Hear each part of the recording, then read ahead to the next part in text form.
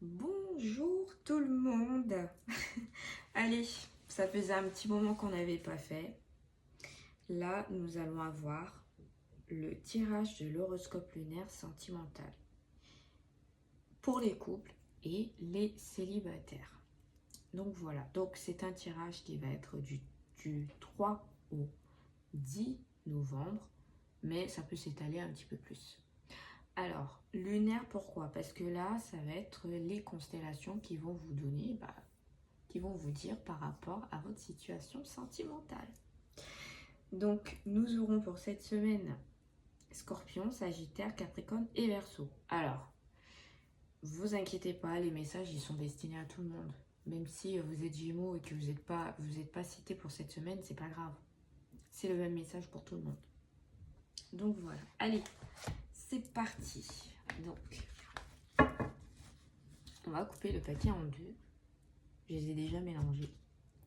Et là, on va discuter.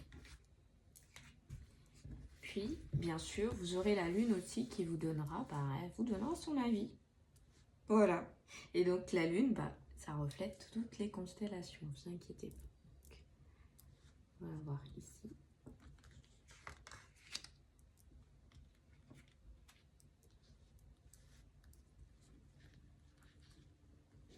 Eh ben, je ne vais pas venir.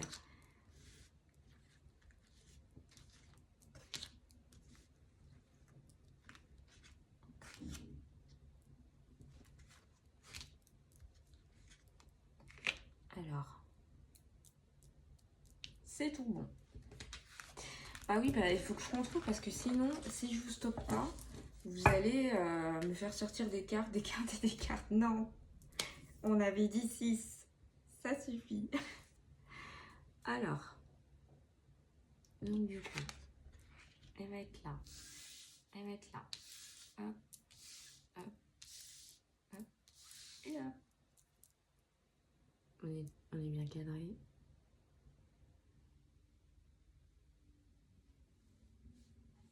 Donc elle est là et ici. Bon, de toute façon, je vous montrerai les cartes de plus près. Ne vous inquiétez pas. Allez, on va commencer avec Scorpion. Je rappelle que là, c'est pour ceux qui sont en couple. Alors, Scorpion. Ça va être ici. Et nous avons la limitation. Alors, j'ai jamais tiré elle. 60. On va aller voir.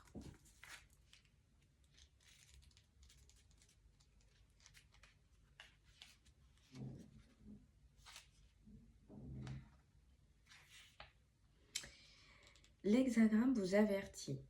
En imposant des limites trop sévères à l'amour, vous empêchez sa liberté et son cours, entravant ainsi son évolution constante.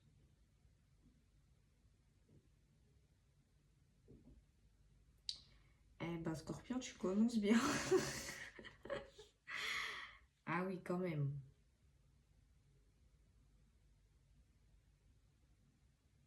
Donc, ça veut dire qu'il y en a certains en couple, là, il faut vraiment... je dirais pas lâcher la bride, mais voilà, il faut vraiment voir le pour et le contre. Il y en a certains, à mon avis, ils doivent trop fouiller dans les téléphones. Non, mais soyons plus sérieux. Quand vous êtes en couple, c'est une question de compromis. S'il y en a un qui est plus, comment dire, étouffé par rapport à l'autre, ça va pas le faire. Et ça va engendrer des problèmes et du coup, ça peut s'aggraver. Donc, allez, on va aller voir Sagittaire. Ah, elle aussi, j'ai jamais tiré. Alors, 26. La peur de l'amour.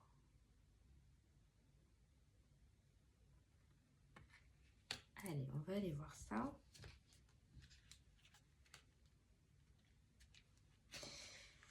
Cette carte indique que vous jouissez d'une force inconsidérable. Le moment est donc propice pour progresser. Tirez le courage de votre état actuel de puissance pour vous abandonner totalement. Ne vous rétractez pas. Par peur, beaucoup n'osent pas trop s'investir dans l'amour, se contentant de maigres compromis. Ah, d'accord. On y voit plus clair maintenant. On y voit plus clair, merci. Donc, il va falloir... comment dire? Comment je pourrais expliquer?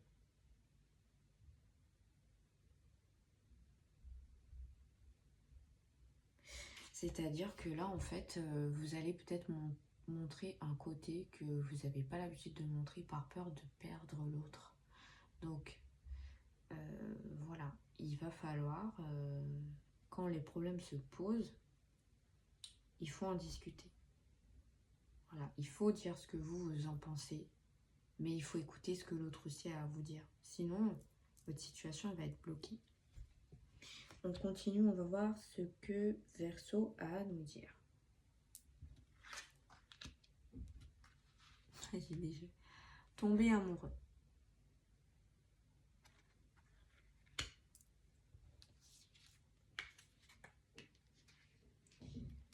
Alors, on va voir ce qu'elle nous dit. C'est vrai qu'elle sort souvent cette carte aussi. L'hexagramme incarne la nature dans toute sa splendeur. Cette carte est donc simple. Ce que vous vivez élève le cœur et l'esprit et vous met en contact avec la splendeur éternelle et impérative de l'amour. Laissez cette flamme brûler complètement sans rien prétendre d'autre. Alors Verseau, toi aussi tu continues, on est vraiment dans le lâcher prise en fait. D'arrêter de stresser pour un oui, pour un non. D'arrêter de se prendre la tête. Je pense qu'il y en a certains qui se prennent la tête pour des problèmes futiles et du coup vous vous éloignez. On continue. Capricorne. Là aussi, la nuit sombre de l'âme.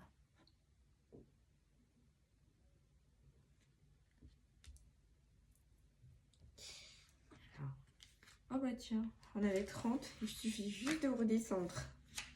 Trop cool.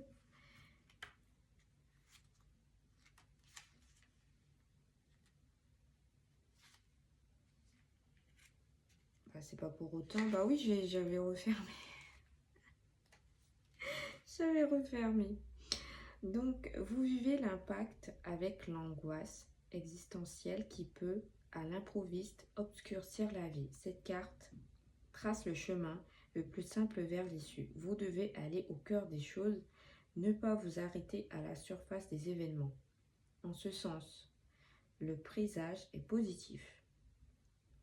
Quelle que soit l'obscurité dans laquelle vous êtes plongé, il existe en vous une conscience en même de saisir son enseignement. Accrochez-vous à elle. Bien. Ouais, bah non, je le referme pas. On va voir ce que la lune, elle a à nous dire. Parce que pour l'instant, toutes les constellations, elles nous ont dit ça. Que voilà, il y a de l'amour dans votre couple. Mais le problème, c'est que vous vous prenez la tête pour des choses, je dirais pas futiles, parce que ça dépend encore dans comment vous êtes en couple, en fait, avec qui vous êtes en couple. Mais il y en aura certains qui vont se prendre la tête pour rien. Il y en a d'autres, ça sera justifié. Mais voilà, vous devez trouver un compromis. Vous devez parler, s'il y a pas de communication, vous allez rester comme ça pendant un moment jusqu'à ce que ça explose et que là, pour certains, ça peut être catastrophique. Alors, la lune, elle nous dit se regarder. Voilà, se regarder. 17. Cette carte parle de quelque chose qui survient en se regardant. Le sens est simple. L'acceptation de la situation dans cette harmonie qui n'est ni condescendante, ni compromis ou participe au rythme naturel du monde. Je pense qu'elle a répondu à tout. Pour l'instant, la lune, elle répond à tout et on va voir qu'est-ce qu'elle nous dit d'autre. La source. On a la source.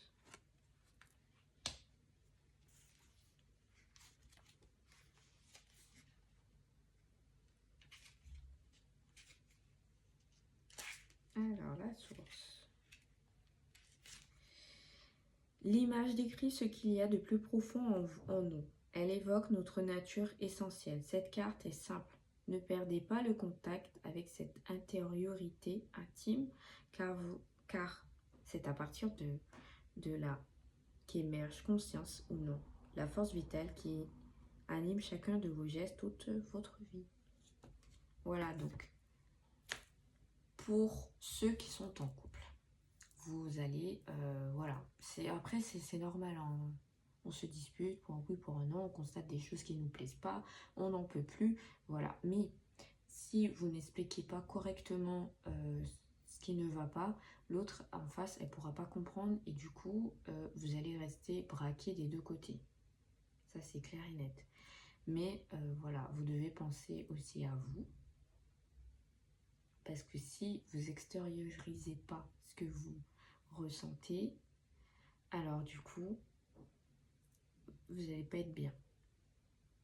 Voilà, donc prenez le temps de communiquer. Ça sera, franchement, ça sera ça pour les couples. Mais bon, voilà, j'insiste à dire que c'est un message, certes, qui concerne tout le monde, mais voilà, c'est selon la situation dont vous êtes. Allez, on va voir pour ceux qui sont célibataires. On va remettre dans le paquet.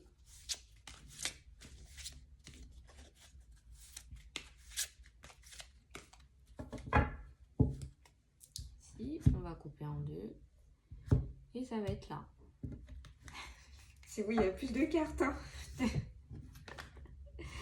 Allez, on va étaler comme ceci. Et allez.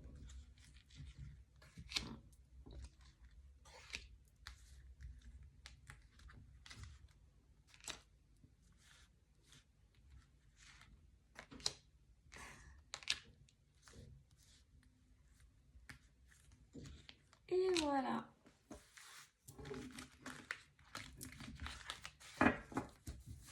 On met de ce côté. Donc là, ça va être là. Ça va être ici. Hop. Hop. Et là. Voilà. Alors, on recommence avec nos constellations et du coup, on va continuer pour ceux qui sont célibataires. Alors, Scorpion.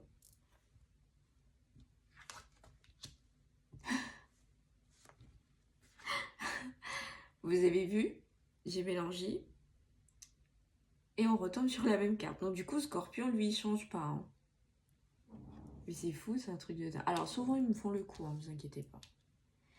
Donc on avait dit, c'était la limitation.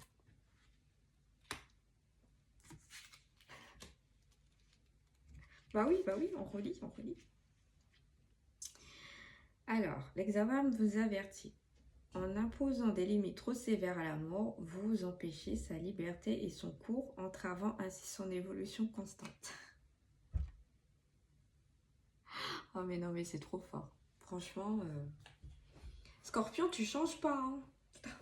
Donc pour les célibataires aussi, c'est le même game. Ok, on continue. On va voir avec Sagittaire. Ah bah ouais, là ça change. Nous avons l'usure du temps. Bah, allez, on va voir. Bien que l'amour s'ouvre à quelque chose d'éternel, puisqu'il naît dans le temps, il est destiné à périr malgré les meilleures intentions. Cette carte indique l'attitude à adopter. Soyez solide comme une montagne, gardez une immobilité absolue et laissez-vous traverser par ce qui vous arrive. Cela aussi passera. Alors franchement, ça c'est qui tout double. Je suis désolée, j'ai bugué parce qu'en même temps,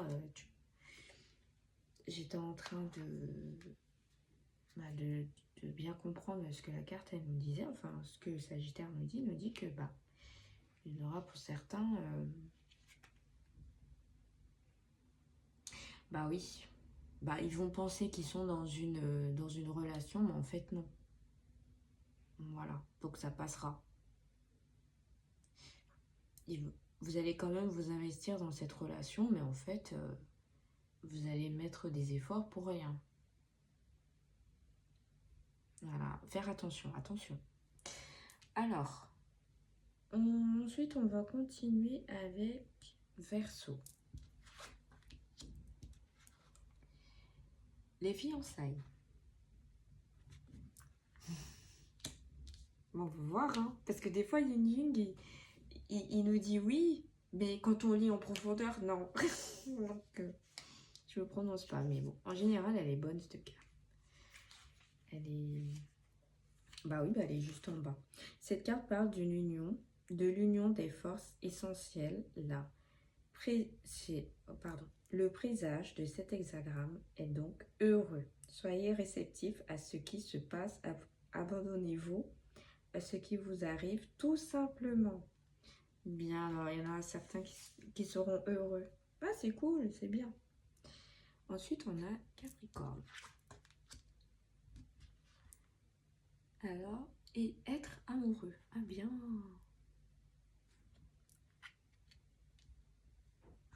Voilà.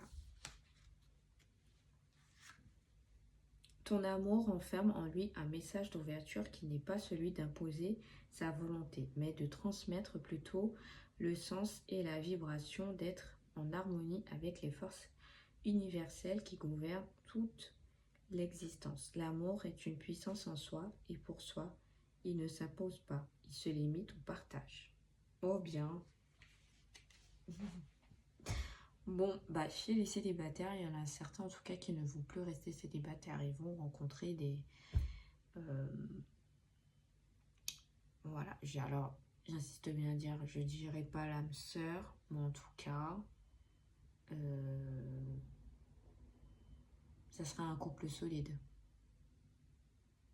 J'insiste bien à dire pour certains, pas pour tout le monde. Allez, on passe par la lune, le vent. Alors, le vent. J'ai jamais tiré cette carte. À voir.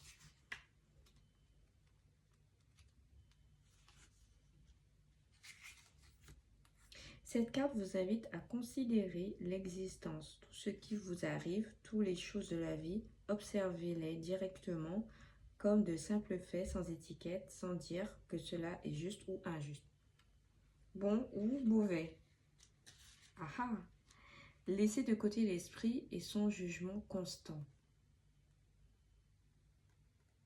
On va lire la deuxième carte de la lune. Et nous avons la famille. Elle est rare aussi cette carte. Hein.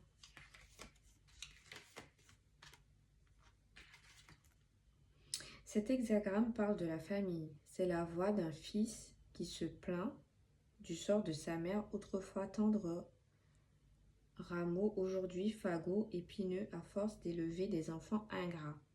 Cette carte nous invite à voir le sens de notre amour profond au sein de la famille. Alors, apparemment, la lune nous dit qu'il y en a certains qui délaissent un peu leur famille, voilà quoi. Donc, il faut vraiment, j'insiste à dire quand votre famille n'est pas toxique. Hein. Voilà, prenez pas ma veste en me disant, oui, mais moi, ma famille, en fait, non. Si votre famille, elle est toxique et vous pouvez pas la supporter, n'y allez pas. Mais il y en a certains que leur famille n'est pas toxique, donc. Ou je suis sûre qu'il y en a certains dans votre famille qui sont bienveillants. Donc voilà, gardez le contact avec eux, ça va vous faire du bien. Voilà quoi. Et ce que la lune a vu nous faire dire, c'est qu'il faut vraiment faire un choix, oui.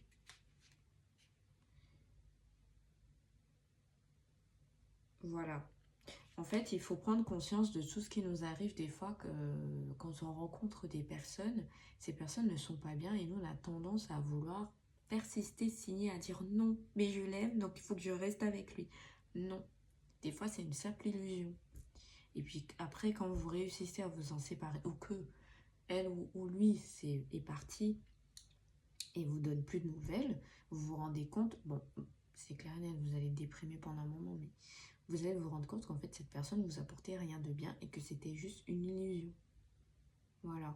Donc des fois, rien n'arrive pour rien. C'est pas parce que ça arrive que forcément c'est la faute du ciel, c'est la faute de votre famille ou quoi que ce soit. Non. Des fois, c'est que tout simplement, vous n'êtes pas destiné à être avec cette personne et que cette personne est toxique. Tout simplement ça. Il faut l'admettre. Donc voilà, moi, ce qui ressort de ce tirage, c'est qu'il y en a certains. Et après, bon, c'est normal qui vont rencontrer des gens très bien et qui sont déjà plus ou moins en couple, qui ont un crush et que bah, ça va être cool, ça va être bien. Et il y aura des projets qui vont être mis en place. Il y en a certains, voilà quoi, que leur couple, bah, ou ils veulent se mettre en couple avec la personne, mais voilà quoi. Il faut travailler là-dessus. Il y a des choses qui ne vont pas, la communication ne va pas. Voilà, et si c'est dans les deux côtés. Et voilà, il y en a certains, bah, encore une fois, j'estime bien dire qu'ils ont un crush, et puis que le crush, en fait, c'est pas ça. Hein. C'est pas du tout un crush, donc ça va rien vous apporter de bon. Donc les célibataires, vous inquiétez pas. Hein, pour certains, ils vont trouver l'amour, ça c'est clair et net, mais voilà, pour ceux où c'est un peu compliqué, voilà, pensez à vous. Faites des choses que vous avez envie de faire et pensez pas à l'autre, c'est le plus important. Et voilà, retrouvez-vous en famille, j'insiste à dire pour les familles bienveillantes. Voilà. Donc, on va s'arrêter là et ben, on verra peut-être dans 2 semaines pour un prochain tirage sentimental. Voilà. Je vous fais des gros bisous et je vous dis à la prochaine.